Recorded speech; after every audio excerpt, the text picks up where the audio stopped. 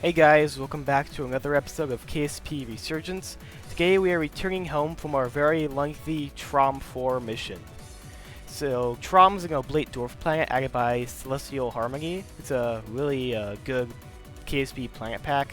I highly recommend it. It's a great mod. Anyway, we're gonna do several things today in this episode, such as sending this crew home and making SSTO to do that. And of course, another thing is encountering glitches, like this. I went EVA in Etnus, which is a moon of Trom. I entered the sphere of influence, and it ended up pulling me away from the mothership. So I made sure to time warp far away from it, just so I wouldn't encounter that glitch again. But as I was saying, I'm actually going to make an SSTO this episode, just to be able to send up to orbit and bring the crew of Tenacity home. So, but first we actually have to get the interplanetary vehicle back to Sanctar, because this is by no means going to be an interplanetary SSTO, because I am not ready for that. Anyway, we've escaped the sphere of influence of Trom and now plotting a maneuver node to get back to Sanctar. I have lots of Delta V to spare. I'm going to try forcing maneuver, but I'm not going to have it be so expensive to the point where it uses like a quarter of my fuel. Just because I want to save that fuel for further missions, like maybe to some of the outer gas giants. Well, Celestial Harmony only has one gas giant in the system. The other one's a Hycean planet, so... I mean, if you consider Gateway from Beyond Home a gas giant, I suppose you consider the Hycean planet also a gas giant, but it's not really a gas giant. It doesn't even have 5 moons. Anyway, I'm plotting a maneuver, and this should get us back to Sanctar in about a year's time, which is pretty nice. It's better than like waiting 5 years. I mean, we are in the territories of like the outer-ish planets. I mean, this is the closest planet out from Sanctar, the home world in this mod, so it's not going to be too long of a wait time. Besides, I do have better time warp installed. If you're wondering what engine I'm using for this interplanetary vehicle, it's the Discovery Spherical Tokamak engine from Far Future Technologies. I feel like a whole lot of the engines in Far Future get unnoticed just because everyone goes after the Beam Core Antimatter engine and other really high-tech ones. But I did have to load a quick save just because the maneuver tool was giving me... It wasn't a maneuver tool, just it wouldn't let me change targets, so I couldn't see a preview of the intercepts. Because sometimes Kerbal Space Program be like that. Sometimes you just have to load a quick save just because Kerbal Space Program really wants you to. There's lag a bit when I zoom into any bodies with volumetric, with any clouds or scatterer. Now this intercept, this orbit, not really an orbit, it's an encounter, yes. It's not really a good one. I'm just going to have it be a very, very elliptical capture, just so the inclination change is really, really cheap. Not that that has to be cheap, but the main constraint is our TWR in this vehicle. Now I am going to go back to the crop colony, still nameless. I gotta get that changed. I'm just gonna maintain the resources. The tanks are overfilling. I gotta purge some stuff. And also I'm collecting science because I do want to tag the science before I end up returning the crew from Tenacity. I do end up getting a lot of science from the Trom 4, but not as much as I was expecting. Then again, I only did land on one biome per planet moon. Now, I am going to travel back to Sanctar now, so we can get our crew home and get all the science we need.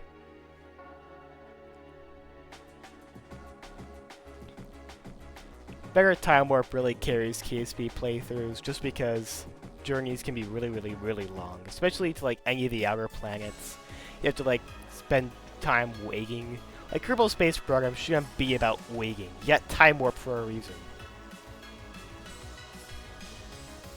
Now, there's this really weird thing with the fusion engines in Far Future, is that the stock burn counter, the burn timer, is broken. It like says you have to start burning way before you're actually supposed to. Thankfully, Kerbal Engineer Redux gives accurate readings. I mean, the only inaccurate ratings Kerbal Engineer gives me are the suicide burns, because those are never right. I think it's doing, I think it's suicide burn to sea level instead of the ground level, which never works unless you're trying to land in the ocean. But I don't actually end up using that tool this episode, so why am I talking about it? Anyway, I'm plugging a maneuver just to get a nice equatorial orbit, just so we can actually rendezvous without spending 2,000 meters per second on an inclination change.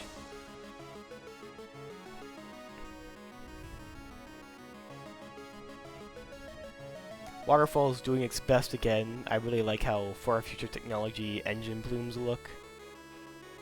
We do have an encounter with Olia, the Sanctar's, well, it's not really a moon, because it's more of a binary planet relationship, but, it does say we have an encounter with Olia, but, I just burn retrograde and the encounter goes away. We're not going to Olia today, folks. Sorry about that. I'm thinking about doing another live stream just to design another interplanetary vehicle. It's not going to be an upgrade to Tenacity, it's more like going to be, it's just going to use a fission engine, just because I have a lot more uranium than fusion fuel, and I want to utilize it. I also do want to do another, mod review, because Cosmic Serenity, which is another mod made by the same creator who made, Celestial Harmony, recently got an update. I probably will do a mod review very, very soon. So, that would be really nice. Anyway, we are in a circular orbit. I'm making sure it's as circular as I can possibly get it. And then we can finally begin construction on the space plane. But first we gotta make sure everything's shut down on Tenacity.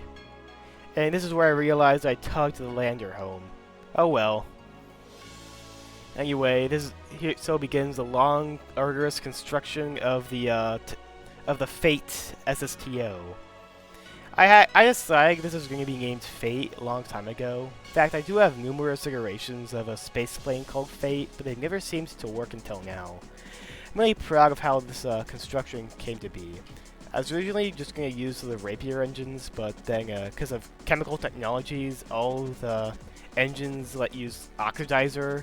Like now either use like liquid oxygen or some other fuel. Which opt spaceplanes tanks, they still use oxidizer, so unfortunately I'm going to have to switch to another opt engine. You know, I struggled to find a capsule big enough to fit everyone in, so what I decided to do was to cram a bunch of MK2 capsules on the top. I managed to make it look pretty nice, so in fact it's one of the key features that sets apart Fate from other spaceplanes.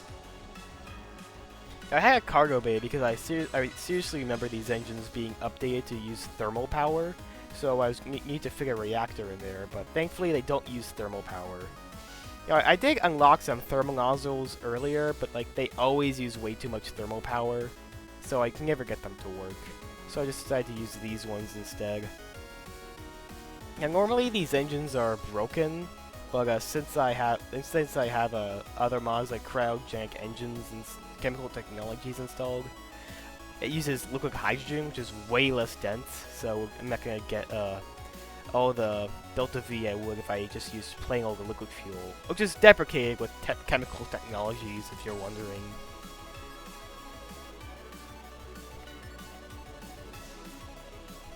Now I did get to do some weird things with the engines just because I have the MK2 fuselage on top. The center of mass is somewhat shifted. My plane kept wanting to pitch up just because the center of mass and thrust are off, so I did have to shift some of the engines upward, and that seemed to solve the problem.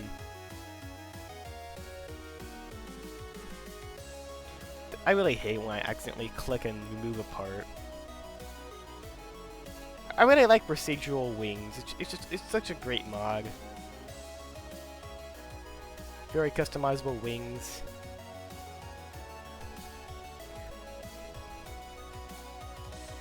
I mean, Kerbal Space Program 2, I would say has better procedural wings, because some parts are more customizable and they're just easier. I mean, you can still do everything you could in Kerbal Space Program 2 and KSP 1 with this mod, but it's just a lot harder to set up. And a lot more jank also. Whenever I make a space plane, I always have to worry about the center of mass and lift. Because whenever I make a space plane, the center of lift is always in front of the center of mass. And if you've played Kerbal Space Program, you know that's very, very bad. Thankfully, I did correct that in later revisions of this plane. I'm really proud of how it came out. Now here I'm doing something weird with procedural parts to make like a weird engine nacelle. I did tweak scale the shock cone intake just to fit in there, because it is smaller than 1.25 meters. Despite this, I'm still proud of how it turned out.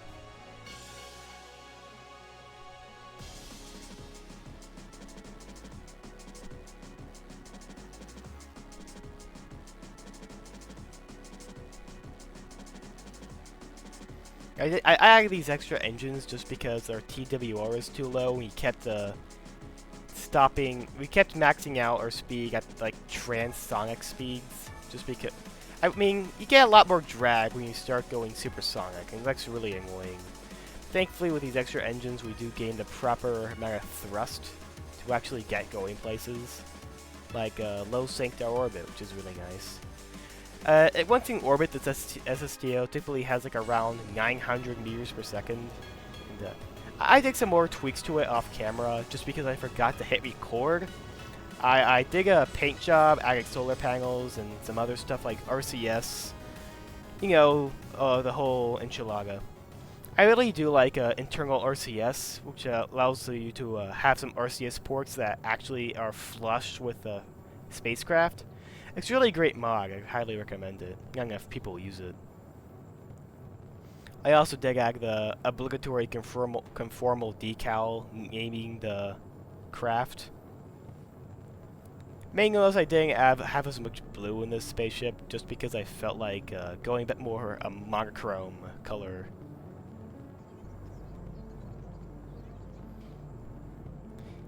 Even with 3 Kerbals in the cockpit, it can hold 12 Kerbals, which just so happens to the amount of Kerbals on Tenacity, which is really convenient. As we go faster, Firefly will start creating plasma effects around the spaceplane, and also will have to switch to closed cycle, because our air intakes can only supply so much air to our engines. Ooh, that's a mouthful. Anyway, we are now have Miko, and we're coasting to into space. Of course, after plot the maneuver, we want to stay in space, at least for the time being. Now, this space plane, as it is, probably won't get you to places like any moons or anything, but it'll get you to a low sanctuar orbit, which is really, really nice. In fact, I think it might have a slightly better range than the Destiny shuttle. If you know what I'm talking about. It's from a previous episode.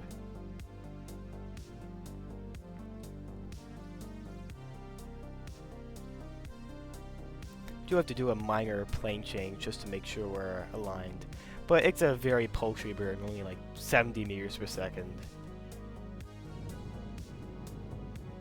I really don't like how these engines constantly keep flinging me around because the gimbal's too high. I mean, that gimbal is really useful when trying to come in for a landing, but when doing orbital maneuvers like this, it's really annoying. So I did end up cranking the gimbal limit down just so I wouldn't have this issue.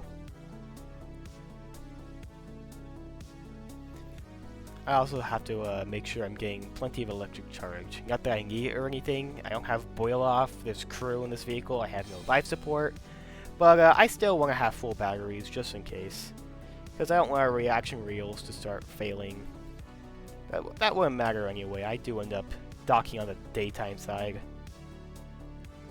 I also did make sure to pack plenty of hydrogen for monopropellant use, because hydrogen kind of replaces monopropellant in chemical technologies, but there are some other options like high-test peroxide. And there it is, and there she is in all of her beauty, Tenacity. The lander is still docked, so I'm going to have to use one of the extra docking ports.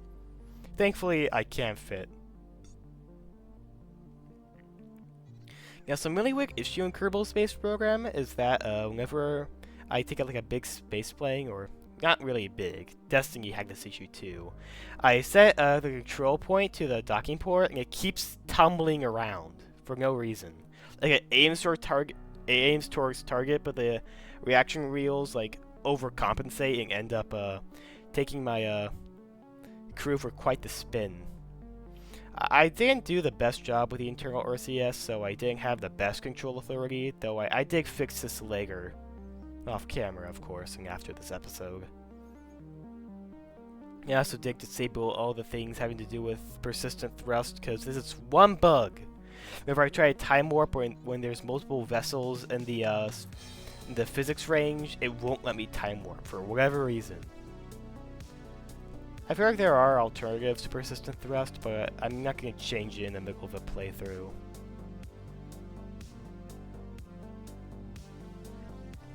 Usually coming in for a really, really nice approach here.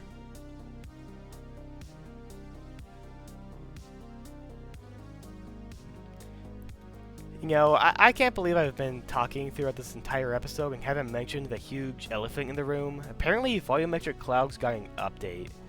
I must say that I will not be updating just because Celestial Harmony, as of now, is not compatible with version 5 of Volumetric Clouds. So I won't be updating until compatibility for all the planet packs I have come out. Thankfully, that shouldn't take too long, but it'll be worth it in the end.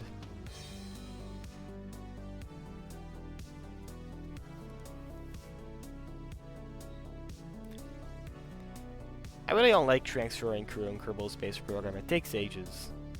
We also did stop the rotation of the ring just to kind of close up shop. Tenacity will be making orbit where it will await a new crew and go somewhere else. Where should I go next episode? Not sure. I'm probably going to design another interplanetary vehicle just so we have 2 interplanetary vehicles to do whatever we want. So we can explore the entire Harmonia system in a quick and timely manner.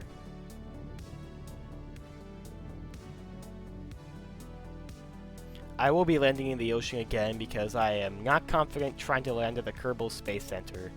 I mean, these engines can run indefinitely in an atmosphere, like Destiny, but I'm still not going to take any risks here.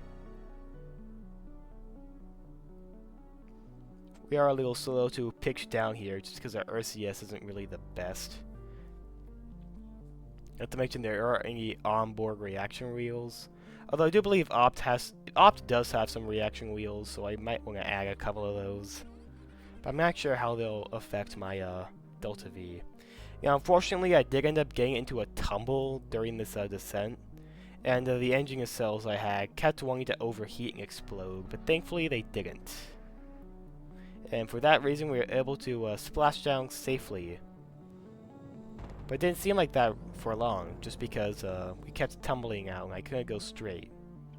Thankfully, in the end, I was able to go straight, which is really nice.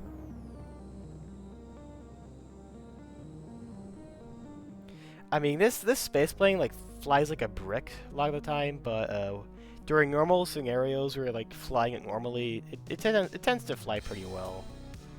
Maybe the center of thrust is still a little bit off. Thankfully, the IVAs still look beautiful. And we are able to land nice and safe. And with that, we got like 3,000 science points, which is crazy.